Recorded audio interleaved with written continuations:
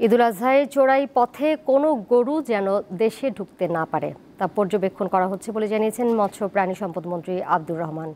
রবিবার রাজধানীর শেরেবাংলা কৃষি বিশ্ববিদ্যালয়ে বিশ্ব দুগ্ধ দিবস উপলক্ষে আয়োজিত অনুষ্ঠানে প্রধান অতিথির বক্তব্যে মন্ত্রী কথা বলেন। তিনি জানান, চোরাই পথে অবৈধভাবে গরু আনার ব্যাপারে সরকার অত্যন্ত কঠোর অবস্থানে রয়েছে, তাই দেশীয় খামারিদের এ ব্যাপারে ভাবনার কোনো কারণ নেই।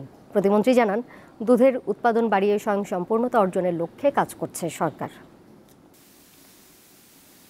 এই কুরবানিকে সামনে রেখে দেশীয় খামারিদেরকে নিরুৎসাহিত করবার জন্য তারা চোরাই পথে অবৈধভাবে কিছু কিছু গরু আসছে বলে আমার কাছে আমি অভিযোগ পেয়েছি। স্বরাষ্ট্রমন্ত্রীকে আমি এ ব্যাপারে অবহিত করব এবং এই ব্যাপারে যথোপযোগী পদক্ষেপ গ্রহণ করবার জন্য তাকে আমি অনুরোধ করব।